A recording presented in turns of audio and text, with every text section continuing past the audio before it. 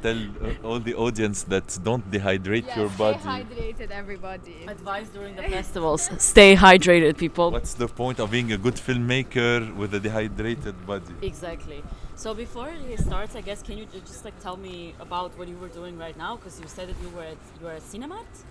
We were in a pitching session that was happening in the International Film Festival of Rotterdam, and this pitching session gathered us with fellow filmmakers from all over the world, along with two facilitators that were really sweet, and we tried to learn theoretically and through practical exercises how to pitch our films if ever we had little time.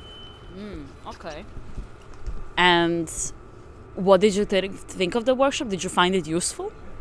It was very useful to meet again with fellow people from all the world, and on a human level I was so excited, and the exercises were really effective because you see how time flies fast and how you can but it was on a spiritual level that it was more important, because first I had judgments. Why pitch in 20 seconds?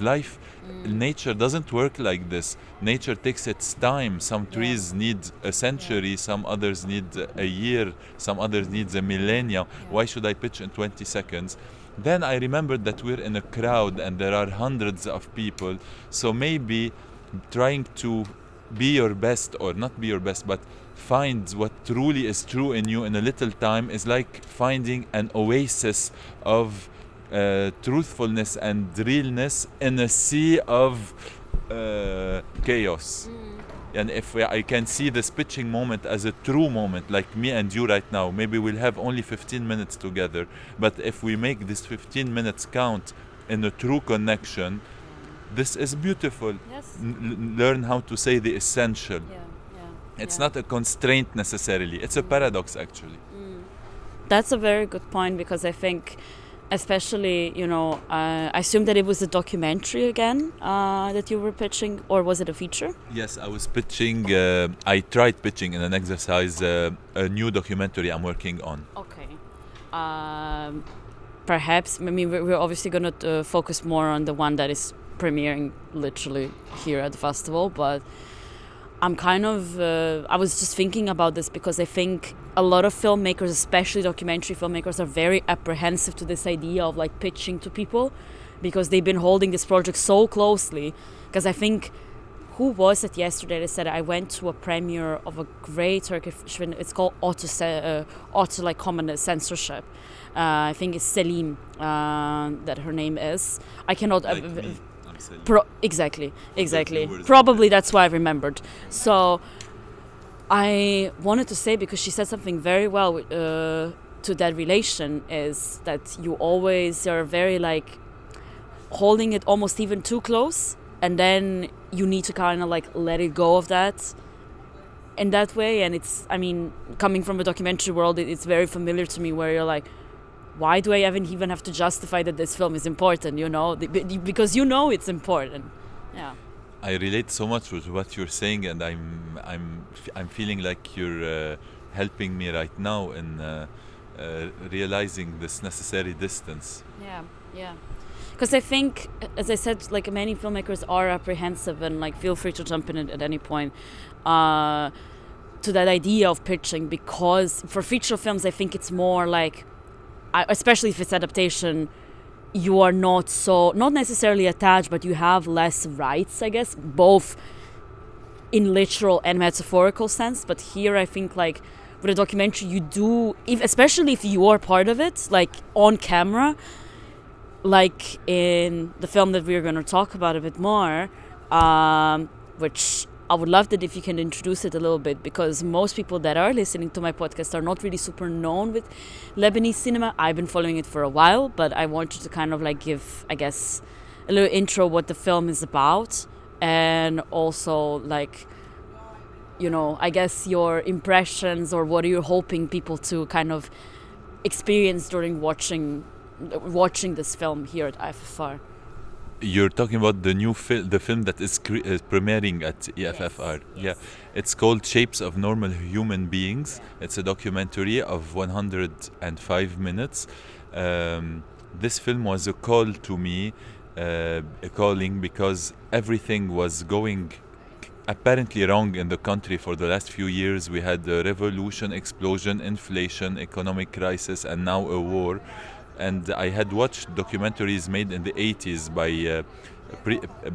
يعني veteran filmmakers, and I was so thankful for these moments they captured and that were given to me today to understand what was life like Lebanon in the 80s. I felt like I wanted to do the same. So in 2022, me, my friend Jihad, and my friend Rhea, and the fourth friend, we went on an 8-day journey. That was the capacity with the budget and the time and everything, with almost no preparation at all. Wow. On the first day, we did not know what to shoot because we had no preparation. We sat in the living room and we were like, okay, and what now? What next? And then we felt like we need Hani, we need our fourth colleague, we need him. And we decided to go up to the Bekaa and to the Bekaa Valley and go to his family house. And this is when I feel was the beginning of the film. Yeah. It's an experience of, I don't want to say 100% because I don't think 100% with technical and filmmaking, but the most we could get close to surrender. What does it mean to surrender to life, to what the universe wants us at this moment to film? Who will be the people who will cross our path? Yeah, what will be the stories told? And actually it was an 8-day ceremony of miracles. Doors were opening, confessions were being shared, and some people died after we filmed them. So at some point we felt like we were holders of testimonies, of stories, people, of this particular moment in 2022. What was life like in November 2022 in Lebanon? That's it. I think as soon as you mentioned the word uncertainty, like when you watch the film, you really do see that the word uncertainty itself holds numerous meanings. Actually, it's What not word? uncertainty. Yeah. And I really loved, especially in the last scene. Spoiler alert, but do watch the film. You watched it? Yeah, I did see it. I really loved how she poured all the blood from the jar, and almost as it's kind of like a synonym for like all the blood that has been spilled before, and almost kind of like not an honorary mention. It sounds like an Oscars award, which is stupid. I mean, sorry, not sorry, but you know, it had more, I guess, meaning in almost kind of like she's honoring what they have done for, you know, for her life, for her family, for the whole like nation. I think that's kind of something that's at least how I interpret. But I'm curious to kind of hear from both of your perspective. Like, do you think that this notion of uncertainty has been the driving force for the film, or is it something that kind of came very organically when you were thinking what to shoot? Because you just said that you were not really sure like how it's gonna turn out.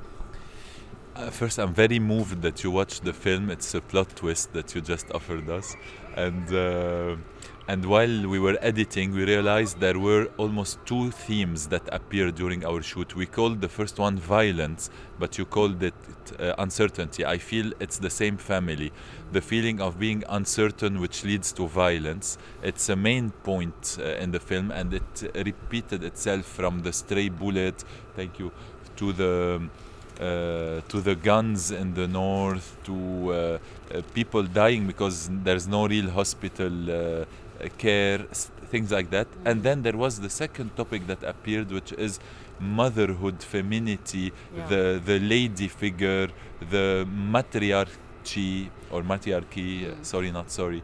So I feel that by offering her blood, menstrual blood, at the end to the earth, it's such a peaceful act, and yet blood is offered. Why should blood be offered in a violent manner, since our bodies, and sorry, I'm not speaking about ladies, but since the bodies... Like the female menstrual cycle, or the female blood that comes out every single month out of females, is the only non-violent blood that that ever comes out of us.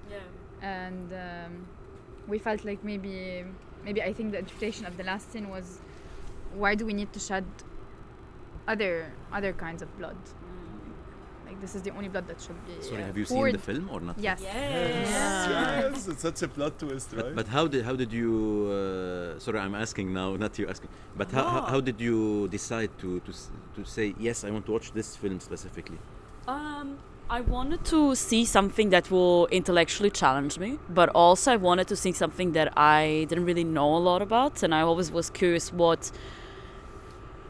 I didn't want to see a typical war film from Lebanon. I wanted to experience something different, and that's something that I was hoping. And I think one thing that I want to go back to your point you were saying, and wanted to ask something, so I'm gonna try to make it short because I'm minding of your time. Sorry, how are we with the cinema that is close to us, or the lunch, or what do you think? We miss it, we eat after the film. Thank you for this reality check inside this beautiful podcast we're having. It's okay. This is why I enjoy what I do. I mean, like it's a very free format. I don't like, too formal kind of like, structurized. I like to make it, keep it as a flow. Yeah. Like 11 minutes by walk. Okay. It's. Sorry. But your phone is alive. With it's alive. With my scarf, you can. I have it. Yeah, I have it.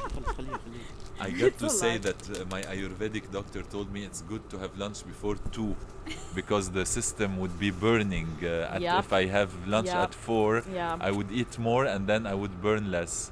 Especially I'm in Rotterdam now and I already have some stomach ache. So, you got to take care of this engine. Yeah, that's all facts. If you're listening to us right now, people, drink water. We told you already. Advice for IFFR, drink water, guys. I guess I wanted to go back to your point you were saying was because you said the period blood is the only one that is not being violent one that has been spilled. I'm curious, was this something that also came, as you mentioned, Salim, like organically, or was it this? Because I'm asking because ending for many people, it's very difficult to structurize. And I would like to know, was this always intentional to have this as an ending scene? Or this is something that you kind of like, when you shot it, you knew it was going to end like that? It's the last shot we filmed. Oh, wow. Yeah. So it was chronologically? Yeah. All the film is chronological. Jesus Christ. Yet, I allowed Rhea and Jihad, since I believe in community, to sometimes allow themselves to free associates. At some point during the filming, she said, why don't we go to film with Riri, my friend who does this ritual? I felt like it would be beautiful. When will it come in? I don't know. And actually, we ended with it because we felt it made sense. Wow. That's very interesting. Did you always knew that you were gonna film chronologically, or like, because it's a huge, it's huge responsibility also, like I think it's a really huge challenge. I don't know, was that your experience as well? How can we not film chronologically in a documentary? There is several types of documentaries that do not choose to do that because it's easier not to choose film chronologically. That's why I'm asking. No, I think it came naturally with how the structure of the film in the beginning. We thought we're just gonna be open and see what comes to us. And I feel it's important to mention also that we went from one setting to another due to the last setting, like what was spoken in the last setting. So it was mandatory to go chronologically. Like nothing happened. Like I mean, yes, it was a coincidence maybe, but everything happened led to the next. So we can't just remove something completely. We had to follow the whole stream of the filming. And I mean, for the last scene, it was the last scene we shot. Maybe you mean editing chronologically?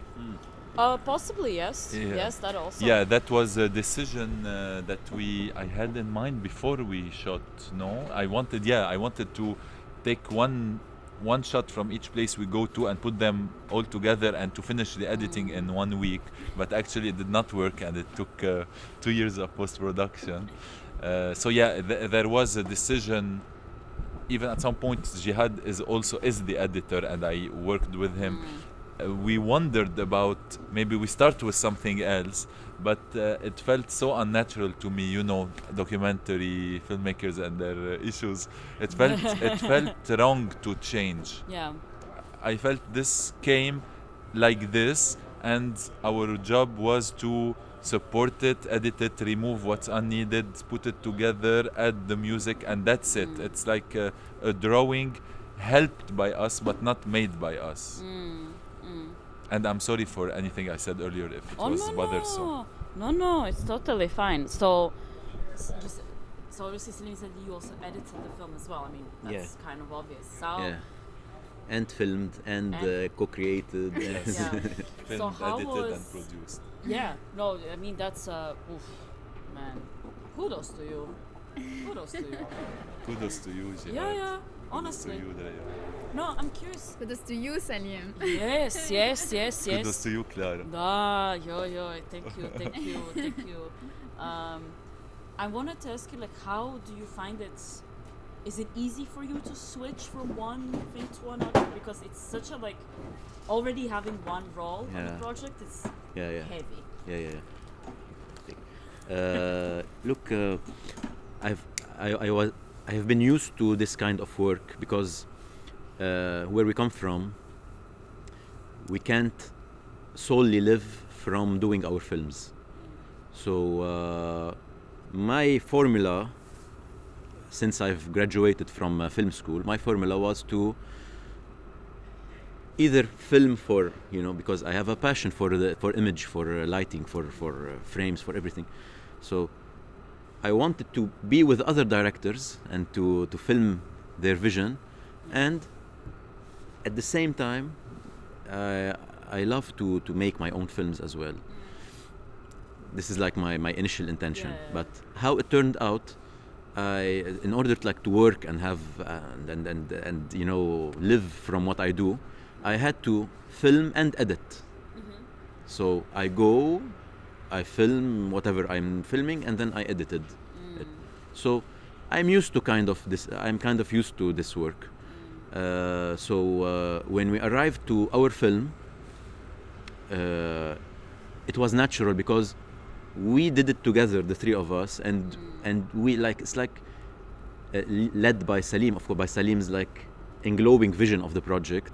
We understood what we lived, so it was like it came naturally that we will continue this process together, and we will end it together.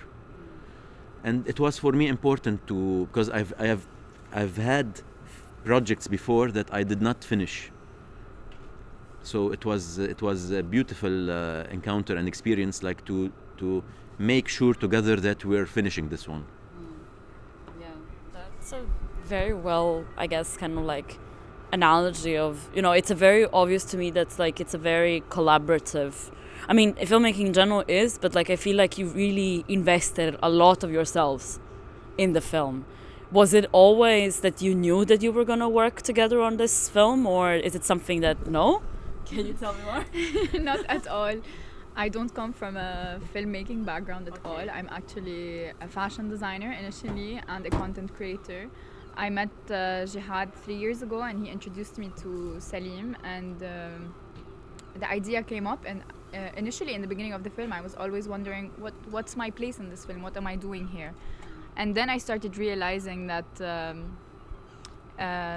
like the female essence that I see in other females is not the way Salim and Jihad see it. Even though, like, I'm not saying they're misogynistic or anything, but it's completely different from a female perspective, I feel. And I think this is what led us to the final scene also. I don't know. Yeah. Is that something that's I think what really surprised me about the film is, first of all, is like one thing was that like the opening scene where I was like, oh my god, it's so much snow. in Lebanon, I was like thinking always like very tropical, very like, you know, very warm. And I'm like, snow, what the heck? That's first. And secondly is the part of, you know, not, I wouldn't say involving femininity, but more having the, like, I guess the discourse of that kind is what really struck me, because I was not expecting that. And I think it perfectly encapsulates the title, which I'm wondering if you can maybe just give me like, I don't know, some kind of answer, like whatever you really think. How did you came up with the name of the film? Because I think it could have been named anything, but it's very specific, I think. Yeah. If anyone wants to. Do you want to pick somebody? Not me, please. I could start a bit. No, I feel the words are coming to you. I mean, it's the name of the film is a sentence said by one of the characters of the film. Yeah. When he describes his aunt, Ghassan. Yeah, he describes her. He says that she is like a divine figure, but in the shape of a normal human being. So, with the enormous discussions that we did while editing, we felt that, yeah, it's like we're talking here in the film about divine creatures. Each and every one of us is a divine creature, but in the shape of a normal human being. Yeah. So it was like clear that this is the title of the film. It's so beautiful, especially that Jihad picked this one up, and it ended up becoming our international title. It's so beautiful, and it really resembles how I feel about life and people. And I'd like to say that the Arabic title, the original title, is not the same. Okay. In Arabic, it's written on the poster, it's Defnino Sawa, which means we buried it together, which is coming from the story that the guy says at the Lebanese shop. A folk tale. A folk tale.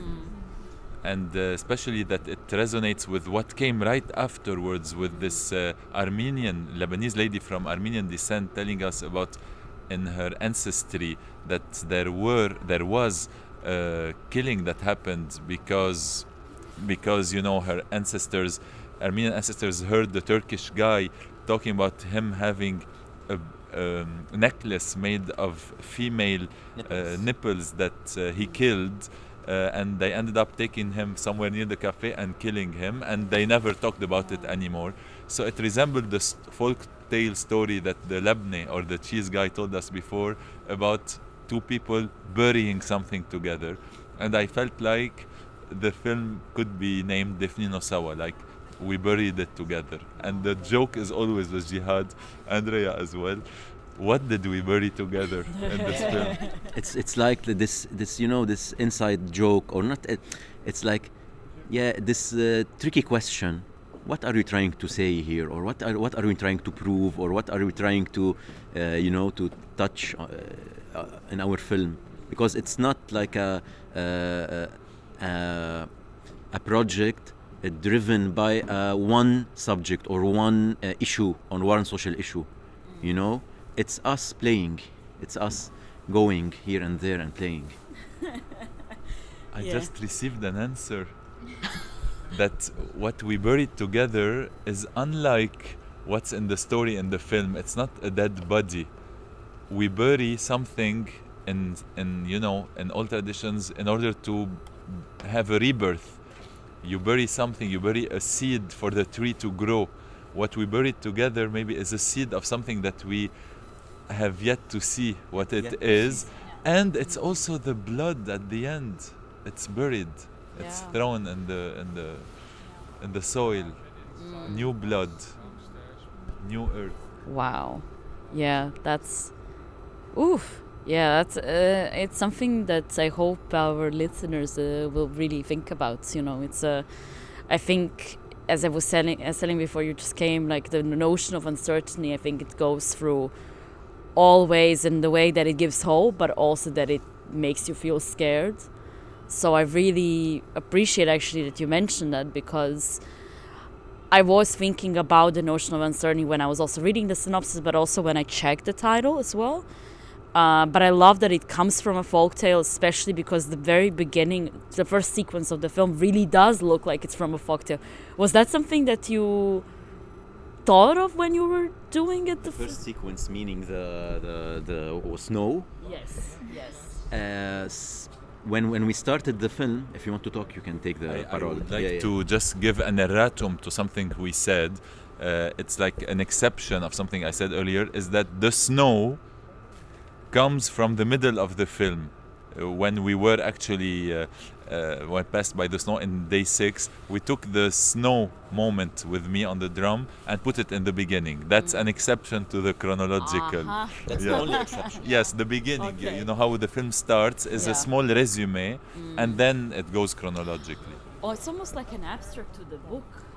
Yes, because it's a book. It has chapters and Yeah. up and beginning, middle. You know. Which is actually a great point, because that Yeah. was one thing that actually also surprised me, was actually seeing that the film was in chapters. And then I really love when sorry that I forgot the name of the character in the beginning. He was describing how he loves Beirut and how he's Hani. Hani. I don't know why I didn't read that. I think I did, but I couldn't read what was said. And I thought it was so interesting how he described the city and what it means to him and how he feels. He also mentions how he's feeling when he is super excited to go to work actually in Beirut. Was that something that you were hoping that everyone that you film will kind of translate some of your thoughts, inner thoughts as well? You want to answer?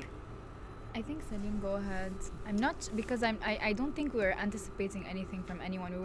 We didn't have any expectations. Like we said, like Salim mentioned earlier, it really was surrendering to whatever people were open to talk about. And the more we spent time with them, the more real the conversations got, and we got the essence of that in the film, I feel. So no, we didn't have any expectations. Answering your questions about the snow at the beginning, no, I did not decide this during the shoot, but at some point during the editing we felt that it looked really beautiful. Really, it was just an aesthetic feeling that why not put the snow in the beginning, and even though the danger is having the rest of the film be maybe a little more documentary, a little more lifelike than this, you know, very symmetrical shot that the snow is. But there was another reason. I believe, like I told you, the film was a ceremony, and in a ceremony it starts with a calling. So by drumming on the drum, it's like you're inviting the force of life to be present with us during the filming, during the screening, during everything that is, to be supported by life itself. So this snow, yes, it looks like a folk tale, and also it's like a calling, like in theater when you hit the floor with the wood or your feet, or before any sacred gathering where you want to be in the presence of the divine in whatever form people relate to. I'm gonna add something that yes, it is the opening of a ceremony, and then all this like calmness and stillness is disrupted by a violent 4x4 car, ATV or ATV, buggy. Buggy that comes and that does like very weird, drifting. So we felt like there was stillness, and then the violence came and it disrupted something. So it resembles the film, you know.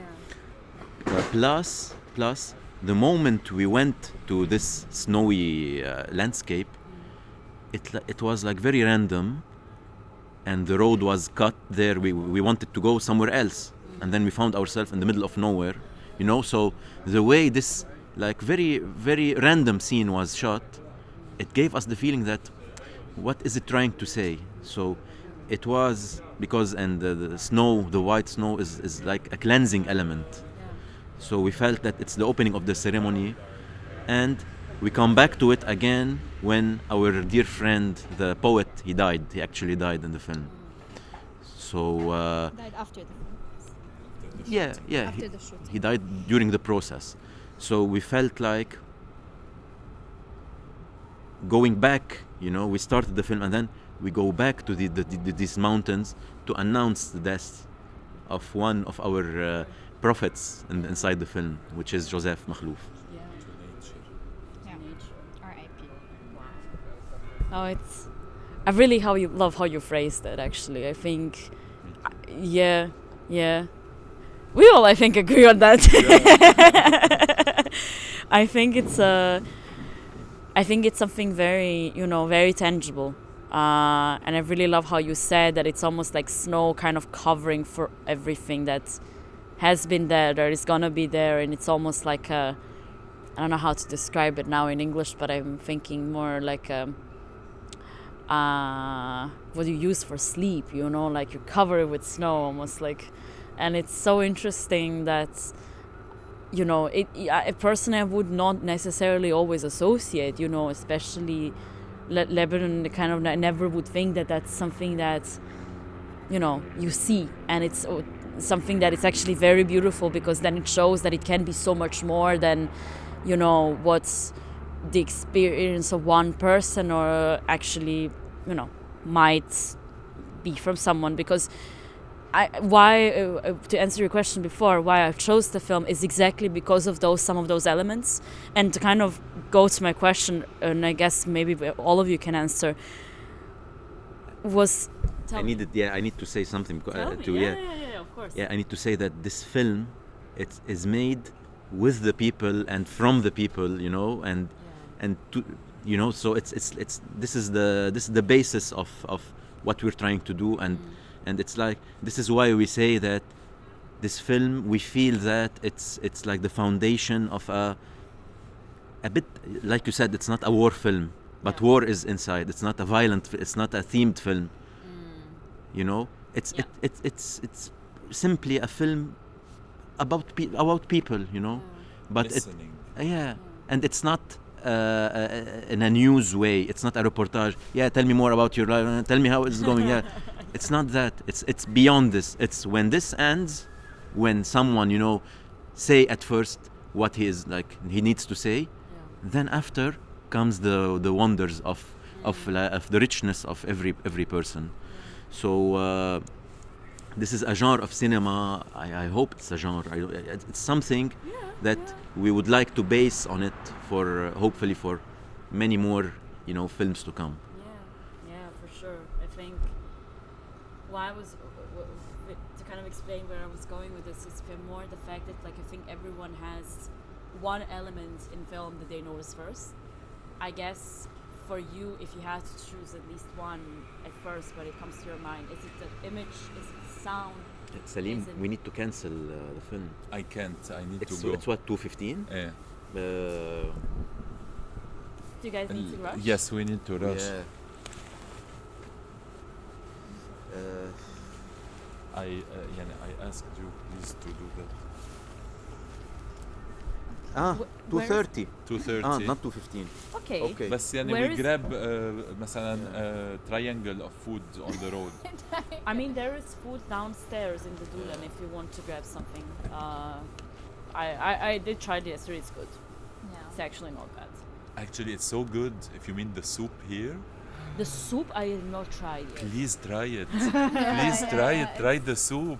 Try the It's soup. small, but it's so good. Okay.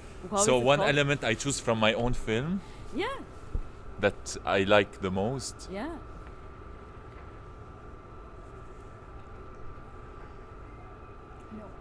I like Arsho's character, Okay. the lady who tells us about the dream she had with Virgin Mary and that is right now still in coma.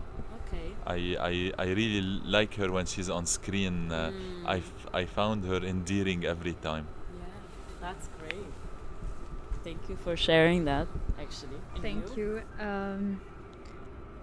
I feel the people in general, the people in the film. It's not more about like the cinematic experience or anything technical that was special. I feel it was more. I mean, it is special, but it was more about the people and their authenticity and their trust in us, talking to us. That's essentially that. Yeah. Nice. Yeah. Jihad. Yeah. The question is, what moment do I what? not maybe a moment, but also an element, kind of like what's The music. immediately, you know, it means cinema for you in a way that like I'm curious because everyone has that one specific element Yeah. that they refer to. Yeah. That's cinema Yeah, for me. What is that for you? It's how to take the ordinary and put the extraordinary beauty of cinema. Nice. I'd like to be more specific. In Arsho's sequence, there's one moment where her husband is talking about trees, and then he goes next to a house in the outside in nature in a garden, and then Arsho and Rhea are walking towards us speaking about love, and then they superpose upon themselves, and the little piano comes in. For me, it's a flower inside this Wow. film. Yeah. That's nice. Well, just before we wrap up, if you can just tell me your full name and to maybe just like anything that you want to add before we wrap up, because we are all hungry, guys. We all want to eat. So I'm going to go with you first. I would like to really state that I'm loving this conversation, and were it not for logistics, I would have loved to stay even 1 hour talking with you, K.L.A.R.A. And my name is Salim Mrad, and what else? Something that I'd like to add. I really am thankful for this conversation that allowed us to say things we haven't said out loud yet to ourselves and to each other. I'm very grateful that the film has started being seen. Like you saw it, and it was a joyful moment for me personally, and I love that more people connect to it. And you? I want to apologize at first because when we were told that like there is maybe a student coming to are you a student or No. Ah, No. you I'm just Did- a producer. did they tell us actually. that it was a It student? doesn't matter. Yeah. So my first impression was that maybe you're not very interested or you haven't seen the film or you are. Oh, okay. Yeah. Yeah, So yeah. and then when I arrived here, I was very happy that you saw the film and that you have a very deep and Thank Really. Strong understanding of. rigoureux. Yeah. Rigorous. Rigorous. Yeah, you rigor, have you've seen the film and you really delved into it, Yeah. and this is very very very nice. Thank you. So yeah, Your name. I'm Jihad Saade, producer. The director of the film as well. Salim is the director. But you also are in the film technically, so. Yeah. I mean, yeah, it's like a Fine dance. It's like a dance. It's like a dance. Yeah. And I like last year I started my own production house, Amazing. PRL Films. Yeah. Something we should talk about, Yeah, definitely. and like this film is like the first ceremony of this production house, and planning for many more, like in this line, you know. Yeah. Not a copy of our first film, but like in this line of the conscious, social, political, spiritual, you know, line of films, because it is needed in from where we come from. Yeah, I can imagine. And you? Yeah, my name is Rhea Khoury. I just have to say it's small. I just have to say I'm super glad I got to be part of this film because I don't see where else I would have gotten this opportunity. Haven't I not met Jihad and Salim, and I'm glad that you can see the essence of femininity inside the film, and I hope everyone does that. Everyone enjoys that. So yeah. Yeah, I think if we had more time, I think all aspects would be explored even further. Yeah. But guys, thank you so much, and thank you very much for listening to us. And I just want to express my gratitude, and I hope to see you at the parties at the festival, and just like that you have. Okay, yes, but until then, ciao ciao.